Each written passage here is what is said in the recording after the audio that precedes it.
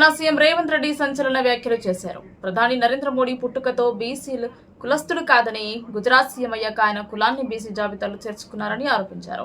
Certificate ప్రకారం మాత్రమే Modi BC వ్యక్తి, ఆయన వ్యక్తిత్వం మాత్రం అగ్రకులం అంటూ విమర్శలు గుప్పించారు. ఈ మేరకు హైదరాబాద్ గాంధీ భవన్ లో నిర్వహించిన కుల గణన ఎస్సీ వర్గీకరణపై పవర్ పాయింట్ ప్రెజెంటేషన్ లో సీఎం ప్రసంగించారు.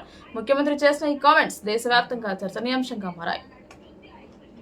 తమ నాయకుడు రాహుల్ గాంధీ ఆదర్శం నిలబెట్టేందుకు తాను కార్యకర్తగా మిగిలేందుకు సిద్దమని తెలిపారు. తాను ఆఖరి రెడ్డి సీఎంను అయినా పర్వాలేదని, తమ నాయకుడు ఇచ్చిన మాట నిలబెట్టేందుకు క్రమశిక్షణ కలిగిన ముఖ్యమంత్రిగా బాధ్యత తీసుకున్నారని వ్యాఖ్యానించారు.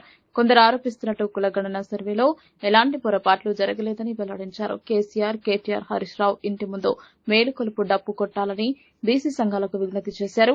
సర్వేలో పాల్గొనకపోతే సామాజిక బహిష్కరణ శిక్ష అని సీఎం రేవంత్ రెడ్డి స్పష్టం చేశారు. ఇప్పుడు కులగణన సర్వేను తప్పుపడితే బీసీలు శాశ్వతంగా నష్టపోతారని సూచించారు. దేశం మొత్తం కూడా కులగణన సర్వే జరగాలని పార్లమెంట్లో మోదీని రాహుల్ గాంధీ నిలదీశారని గుర్తు చేశారు. ఈ సర్వే జరగకూడదని మోడీ, కేసీఆర్ కలిసి కుట్ర చేస్తున్నారని మండిపడ్డారు. కులగణన జరిగితే చట్ట ప్రకారం రిజర్వేషన్లు సాధించుకోవచ్చని వివరించారు.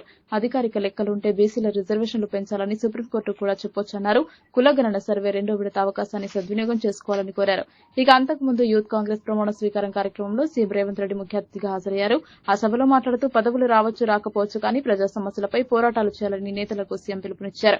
మాజీ సీఎం కేసీఆర్ గట్టిగా కొడతానంటూ చేస్తున్న కామెంట్స్ పై సైతం రేవంత్ సెటర్లు వేశారు. ముందుగా కొడితే గట్టిగా కేటీఆర్ ను కొట్టాలని, పిచ్చి మాటలు మాట్లాడే కేటీఆర్ ను కంట్రోల్ చేయాలని సూచించారు.